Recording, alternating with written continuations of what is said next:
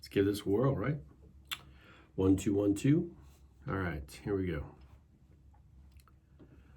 What's going on, guys? Welcome to another edition of the Ripple Effect Podcast and day number 7 of the self-quarantine. How's everybody doing today? I am doing pretty good. Drinking a little bit of coffee. I am obviously at my office in my recording studio, and I have sent most of my team home. My COO continues to come in on a daily basis just to check in, I think just to make sure that I'm doing what I'm supposed to be doing and that I'm staying focused and committed, as I am hopeful you are as well. I gotta be honest with you, I'm a little bit shocked by how everything has transpired over the past week and just what an absolute devastation this has caused to everybody's day-to-day life, the economy, and it's changing life as we all know it, I think, forever. And I have tried to stay positive and I tried to stay upbeat about what's going on, because what else can you do? There is no other choice, right? These are the cards we've been dealt. This is the situation that we are facing, and we're facing it together. And I have tried to look many times on the positives. I recorded some videos this week. I got some work done that I wouldn't normally get done because the day-to-day operations of my software company would be often otherwise focused on that. And it hasn't been. Although, fortunately, knock on wood, we haven't seen any downturn in traffic to our site. People are still working. People are still building, which is great for Owner Insight and that team. And, for Ripple, obviously, it's a new world. It's a new reality. We're looking at potentially many weeks, many months before people get back into the flow. And even then, I'm not sure that people are going to host events the way that they thought they were going to this year. I think that 2020 could be a complete shift and change in terms of how people that are dependent on speaking for a living or training for a living may have to adapt and adjust their approach to getting their livelihood, back on track. Because I think even when this thing starts to level out, I think there's going to be a pretty fair amount of skepticism for quite a while about, when is it safe to be around other people? When should we go back to normal activity? And there's just a lot of unknowns, a lot of questions. I really feel like we're living in a reality movie somehow, or one of these horror movies like Contagion. I mean, oh my gosh, some of the similarities to how people are, responding and reacting to this situation is very much like a horror movie. So I wanted to come to you today, and not necessarily to belabor that, because I know we're all dealing with it, but I wanted to ask you if you are utilizing this downtime in a productive way. I've seen a lot of people on social media. It's kind of weird, because you could be in one camp. It's like, this is great. I get to sort of work from home, but I'm really screwing off. Or there's the camp that, is trying to figure out their best approach and strategy as to how to work at home with other family members, or the distraction of being at home where they're accustomed to being around teams and colleagues. I have other folks that are kind of, in that situation where they're super unhappy and pissed off about this situation and just quite frankly angry, and they're spouting it out in social media. And excuse me while I take a sip. Excuse me while I take a sip. I'm not a singer. Never said I was. You don't tune in for that. I apologize. But that's my little Friday morning homage to the great late Jimi Hendrix. So, but I don't think he said, excuse me while I take a sip. But I'm going to take another one, but I won't sing it this time. So good. So good. So, I think then there's the other camp. Like, there's like this other camp that's just dedicated to focusing on all of the little tidbits, the dribs and the drabs that come out from the news media and that are being posted on social media. And it's the doomsday effect. Like, oh my God, this is crazy. We're not going to have enough tests. We're never going to get a vaccine. Life as we know it is never going to return. And oh my God, we are all totally screwed. And so I paid attention. I watch. I'm looking at people that I trust and respect and admire, sort of conduct themselves in a very unusual way. I'm not going to say it's right or wrong, because I don't think any of us know exactly what we should be doing or how we should be responding and reacting right now. So no judgment, but it's been interesting. And then I see other people that have sort of gone to the opposite end. People that I know in our neighborhood and our community. I watch through the neighborhood group and the sheer urgency by which they are charging forward to their local grocery store to get the latest run of toilet paper or diaper wipes or food. I mean, the shelves are looking pretty bare here in Austin, so it's a little spooky in that regard. But then this hoarding mentality that people have and sort of the braggadocious manner by which they're saying, look, I got 30 packages of toilet paper. I really question, again, no judgment. That's your thing. That's what you're doing. Maybe your family craps a lot. I don't know. I've got no opinion on it. But I often wonder how people are thinking about how that looks to other people. What's that doing to your personal brand, to your reputation, to how people view you or your family? And those things are also kind of interesting to pay attention to. So the past 7 days has been, for me, kind of like this weird ride of observation of people behavior from a safe distance, I might add. Social distancing is in full effect, but it is interesting to see what you're picking up and how people are responding and reacting in their own unique way. And I guess that's why I wanted to come on here and talk to you, because I actually think, how do we turn this negative situation into a positive? I'm scared. I know you're scared. I know all of us are scared. We don't know what this will do to the economy, what this is going to do to our dependability in terms of our paycheck, whether we're going to make the rent, whether we're going to be able to make the car payment, whether we're going to be going through our savings and we're going to be destitute in a few weeks, few months. God knows how long this is going to last. This lockdown could get worse before it gets better. And so I know there is a heavy, heavy dose of fear. And I want to encourage you, as my rippling audience, to think about it in a different light. You can't control those things. I don't know what's going to happen. I don't know what's going to happen to me. I don't know how big a hit we're going to take. I've got multiple approaches to trying to diversify my streams of income from the businesses that I've built. But even there's not an unending supply of guarantee. So I'm scared, and I trust that you are as well. But as I look at this situation and recognize that you can't control that piece, what can you control? I can control my attitude. I can control how and what I put out there in social media or how I communicate or engage. I can control how much of myself that I am actually going to dedicate to making sure that if I am lucky enough to have that luxury of a job, that I'm going to put my best effort at home that I would back at the office. I'm going to make my best effort to stay connected to my team and to my manager, or if I'm the leader, checking in with my team on a regular basis and making sure that everybody has what they need as best as it can be to support them for their success. And then as an individual, I'm going to ask myself, and I encourage you to do the same, how can I leverage this time to come out of this stronger? Can I utilize this time to learn a new skill? Can I spend some time to put some good content into my head, whether it's reading or whether it's watching some TEDx videos, whether it's getting on YouTube and looking at people that are out there that are inspiring and motivating? Can I get that content and can I leverage that for my benefit? And can I come out of this somehow stronger? Is this an opportunity, this forced pause for me to look at ways that I can ensure that if this ever occurs again, that I've diversified myself enough that I've got multiple avenues for cash if I need it, so that I've got some safety and security, and that takes that stress off the table? Or can I look at other skill sets that I have been putting off because I've been too busy, that I can now spend some time and focus my energy on? Maybe I've been thinking about a career change, as an example.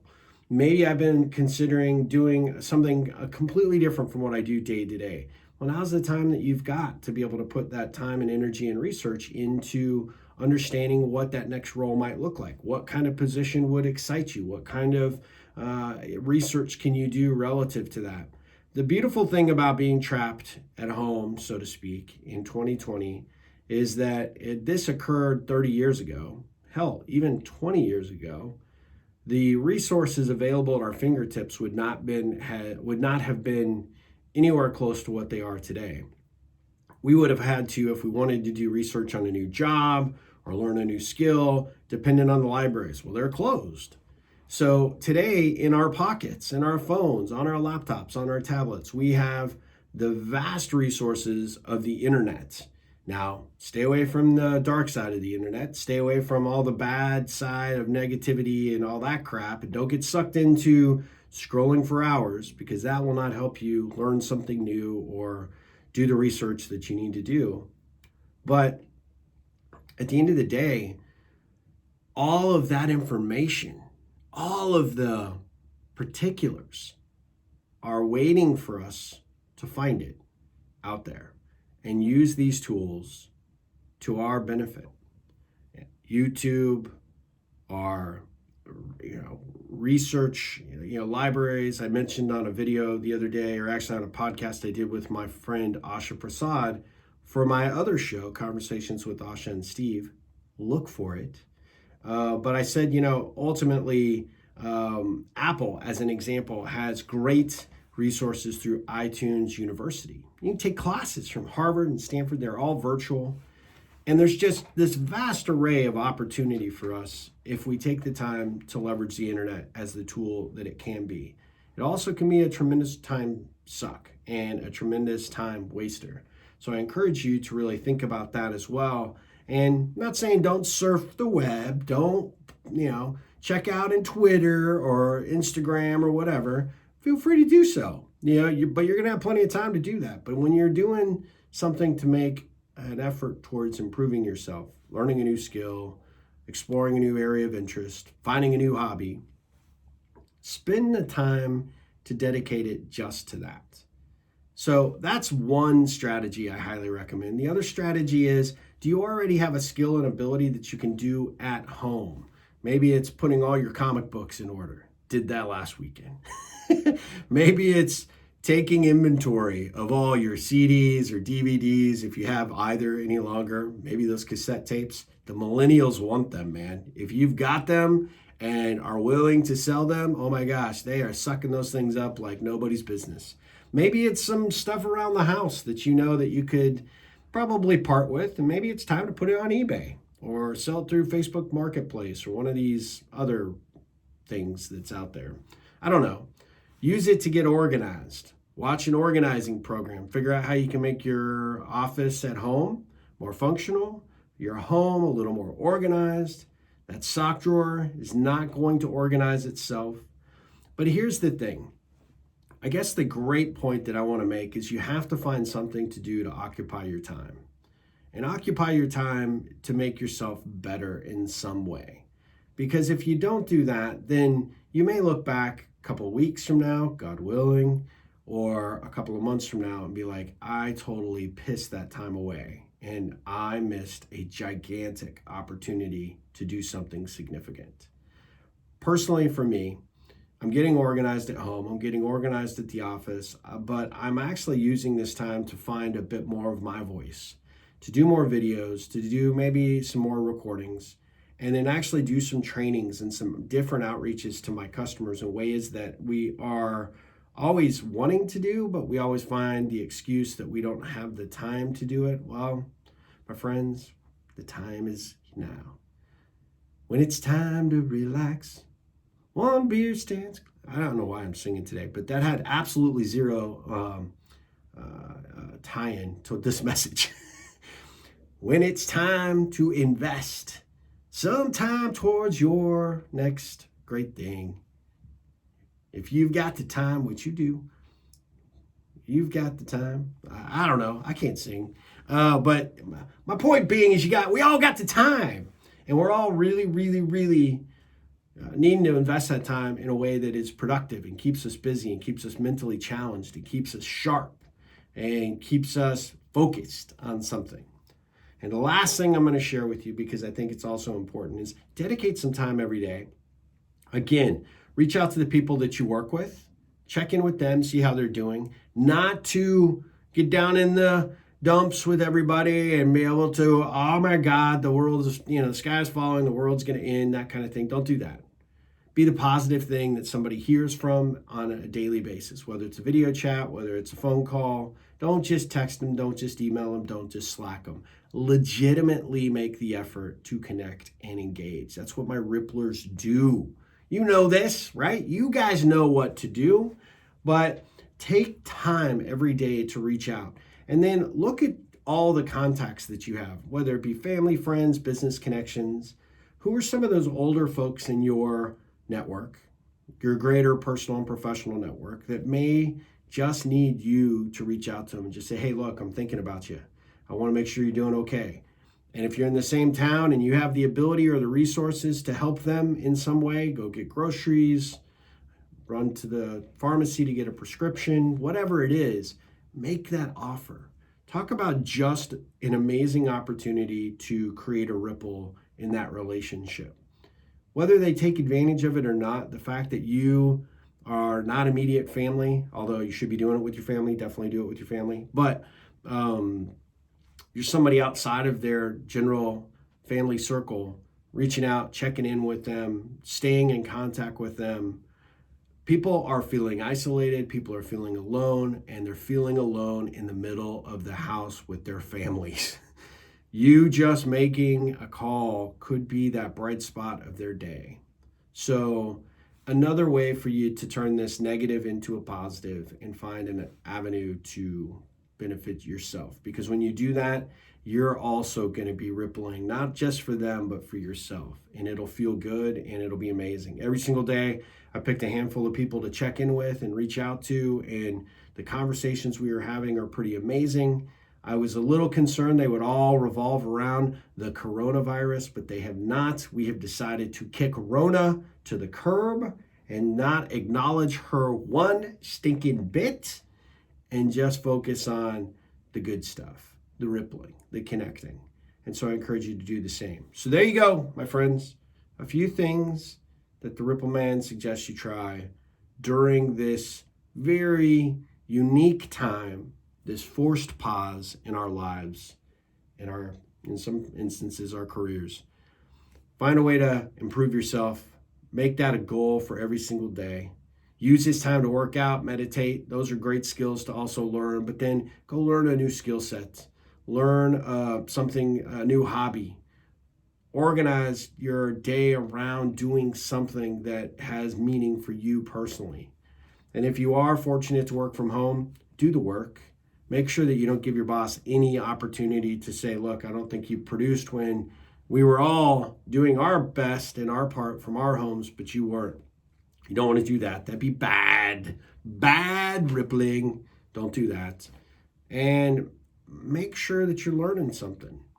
Take the time to learn. And maybe if that boss is a total pain in your you-know-what, then use this as an opportunity to figure out where's my next job? What's the next position I'd like to have? Do some research on the LinkedIn. Do some research on the role and responsibility. How are other companies facing it? What can you learn about that particular position? I promise you, you'll come out of this on the other end so much better for it. And of course, when you add in the aspect of connecting, even though we are social distancing and keeping our safe space, and doesn't mean that we stop connecting. It doesn't mean we stop caring. It doesn't mean we stop loving. It doesn't mean we stop rippling.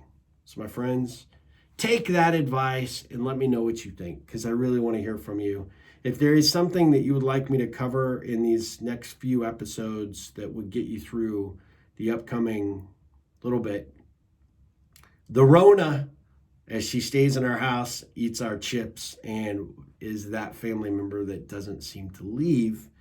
Tell me what you want to hear, because I'm happy to take this time and this conversation in a direction that will benefit you. That's what I'm hoping for. In the meantime, I want you to stay safe. I want you to stay healthy. My thoughts and prayers are with each and every one of you. Some of you I've never met, and I appreciate you spending time with us and listening to the Ripple Effect podcast more than you know. And I want you to not lose faith. This will end, and hopefully sooner rather than later, but it will end. And make sure that you come out of this stronger on the other side in the best possible way that you can. That's what I got to say to you today. Hope it gives you some encouragement and maybe motivates you to do something a little bit different today, tomorrow, the next couple of weeks. And let me hear from you. Feel free to tweet me at RippleOn, RIPPLEON. Find me on the Facebook. You can also find me on the gram, as the cool kids call it. And yeah, stay healthy, my friends. And until next time, Ripple on.